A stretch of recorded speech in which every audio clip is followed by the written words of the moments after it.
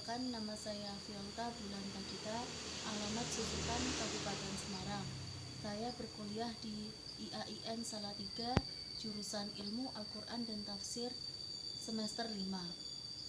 Tujuan saya mengambil mata kuliah kewirausahaan yaitu tentunya untuk menambah wawasan saya mengenai dunia kewirausahaan.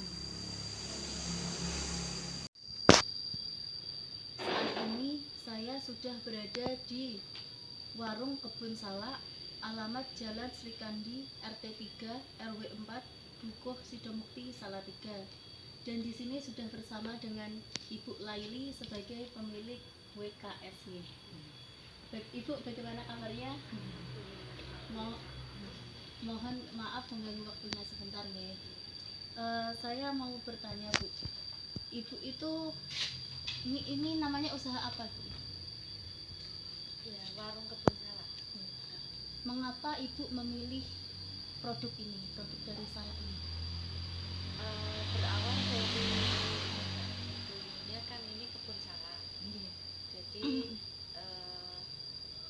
saya dulunya bekerja terus keluar kerja. Dari itu daripada saya harus kemana-mana, saya memanfaatkan kebun salak ini. Akhirnya membuka usaha warung. Awalnya berawal dari warung. Setelah itu konsepnya saya ubah, karena kalau kita cuma menjual makanan dengan posisi tempatnya agak ke pinggir kota, itu kita nggak punya apa yang kita unggulkan, akan susah orang untuk tahu. Akhirnya saya browsing sebenarnya apa sih manfaatnya dari salak itu. Nah, dari browsing itu ternyata banyak sekali manfaat yang kita ambil dari buah salak, dari biji kulit buah itu ternyata subhanallah manfaatnya banyak banget. Akhirnya dari itu saya mencoba untuk membuat dari olahan biji buah kulit itu tadi. Kalau sampai sekarang produknya sudah apa saja, Bu? Produknya yang kita olah dari bijinya untuk pupuk biji salak. Itu manfaatnya apa, Bu? Manfaatnya untuk hipertensi, asam urat, rematik, terus masih banyak lagi untuk daya tahan tubuh juga. Jadi pupuk biji salak itu bukan kopi, jadi memang bentuknya seperti kopi tapi tanpa ada campuran kopi. Jadi Murni lebih biji salak. Ya, lebih ke arah untuk ke kesehatan ya. Jadi beda dengan kopi yang lain. Nah, terus kulitnya ini kita buat teh. Tehnya bisa, itu, Bu? itu sudah dalam kemasan kantong celup itu untuk diabetes. Wow. Buahnya yang kita olah untuk macam-macam, dari coklat. Bisa, Bu? Coklat itu bisa? Coklat. Terus selai salak, sambal salak, asinan, sari salak. Iya, kemarin itu saya mencoba itu nasi goreng salak. Kalau itu ini menunya yang kita andalkan di sini, menunya nasi goreng salak. Kemarin tuh, Bu, saya kan buat status gitu. Wah, pada yang tanya tuh banyak sekali. Itu gimana rasanya gimana gitu. Kalau menurut saya sih enak sih, Bu, cocok gitu antara nasi pedes sama salaknya yang itu asam manis gitu kan ya. Jadi sebenarnya itu variasi nasi goreng aja. Jadi mungkin kalau menu yang lebih susah lagi belum tentu orang mau ya. Jadi kalau nasi goreng kan makanan umum gitu loh. Jadi kita buatnya nasi goreng salak. Kalau ini usahanya sudah berdiri berapa tahun, Bu? Saya 5 tahun, dari 2014 bulan Desember sampai sekarang. Ini emang Ibu sendiri atau ada partner lain gitu? Kalau usahanya pure saya sendiri. Kalau olahannya saya pakai tenaga lain. Jadi cuma untuk membantu, tapi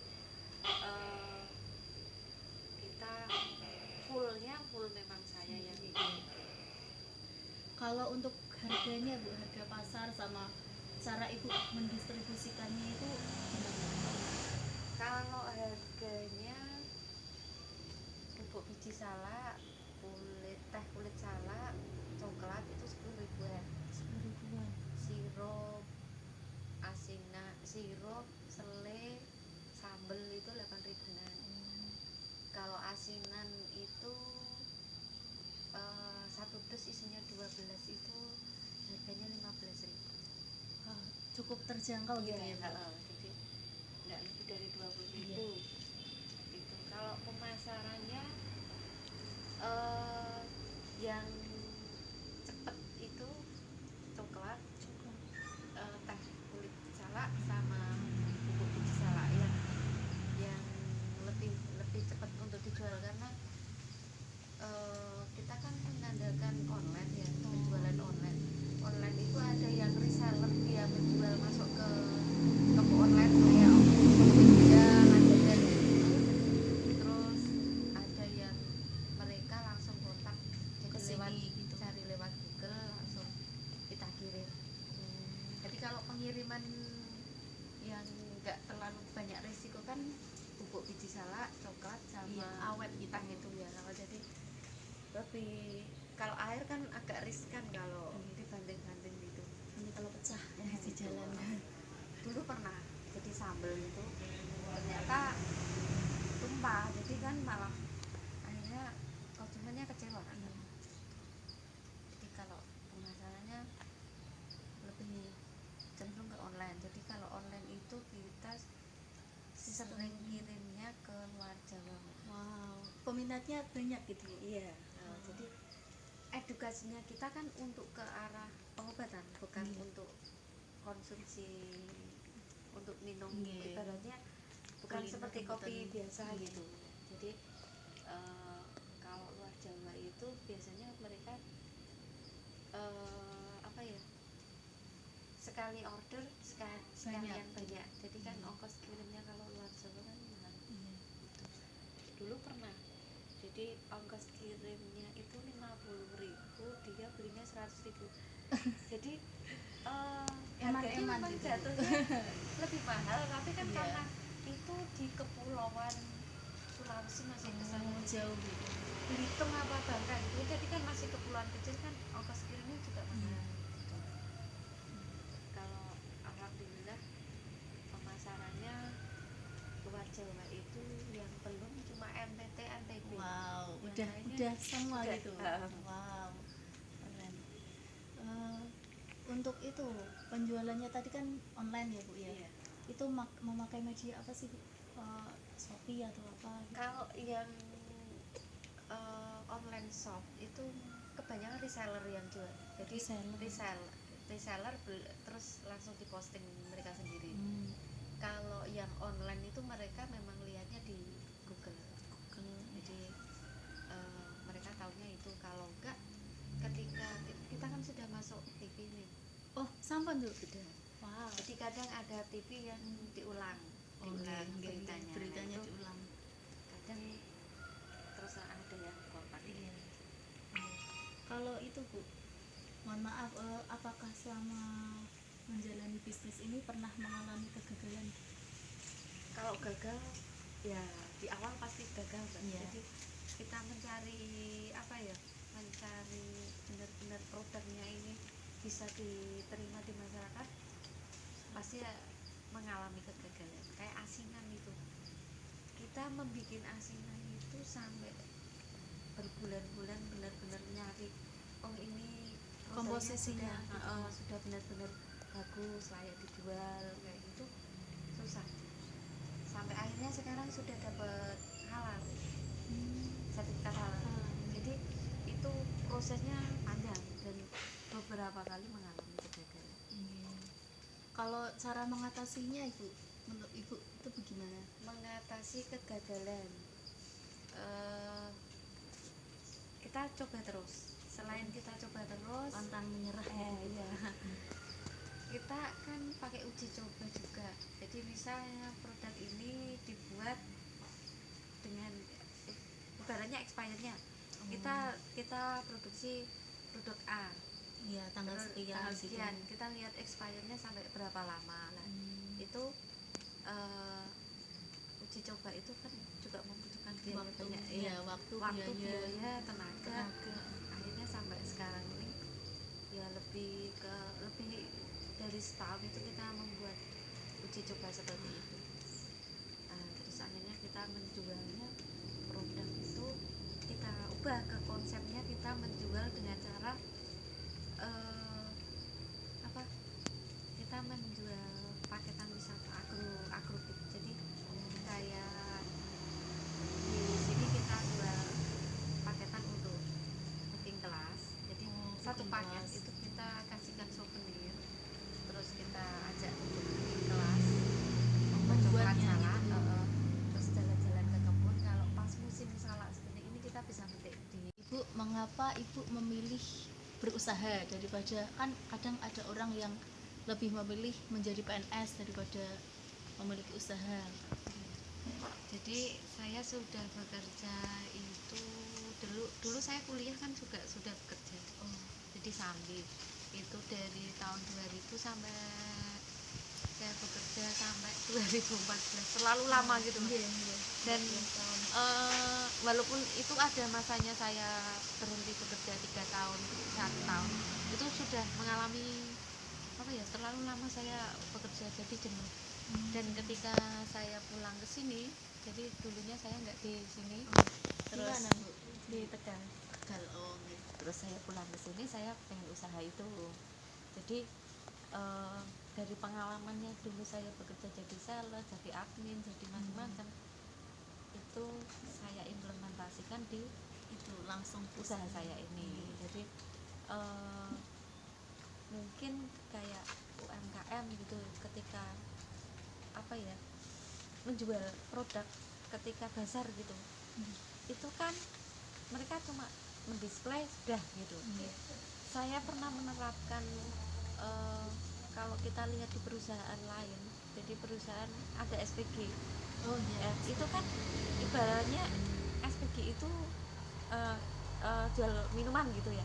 Itu kan mesti ada samplingnya, ada sampelnya, ada produknya, ada mungkin brosurnya lah. Itu kita terapkan di situ. Jadi kayak promosinya jadi lebih ke arah walaupun sebenarnya produk ini memang harus benar-benar edukasinya ke usernya benar-benar harus tepat. Jadi kita coba edukasinya dengan seperti itu, dengan menggunakan SPG seperti itu, dan alhamdulillah efektif. Jadi ketika kita memasarkan produknya langsung ke orang dengan penampilan, kita nggak harus penampilannya seperti SPG, tapi produk yang kita tampilkan, kita samplingkan itu menarik konsumen, pasti akan dibeli. Kalau itu Bu kan udah sukses, bisa dikatakan sukses, bisa mengekspor ke luar daerah Jawa. Tentang tips Ibu menjadi pengusaha itu bagaimana? Tipsnya itu yang pertama sabar. Ketika kita menjual produk, apalagi produk baru dan produk yang belum banyak dikenal masyarakat, itu harus benar-benar membutuhkan kesabaran dan pengetahuan yang luas. Jadi misal nih bubuk biji salak itu, kita harus tahu detail, walaupun mungkin kita nggak meneliti karena bukan bidang kita untuk meneliti ya. Jadi sebenarnya penelitian itu sudah ada di internet, itu manfaatnya apa gitu. Kita memberikan edukasi ke masyarakat kan harus dengan keadaan sabar ya. Ya tipsnya kalau jadi wirausaha itu kunci pertama ya harus sabar. Jadi mungkin orang jualan itu kadang hari ini laku, besok enggak. Itu membutuhkan kesabaran. Kalau kita nggak sabar ya mungkin langsung sekali dua kali gitu, sudah selesai ditinggal gitu. Jadi kebanyakan orang yang berusaha wira swasta itu ditinggalnya seperti itu, karena dulunya misalnya mereka bekerja di perusahaan sudah dapat gaji nih. Kalau usaha kan melihat kemampuan kita sendiri. Nah, kalau kita nggak sabar pasti kan lebih enak gajian seperti di perusahaan, tapi sebenarnya kita bisa bisa memaksimalkan kemampuan kita itu lebih maksimal kalau berusaha. usaha. Ada tips lainnya nggak Bu?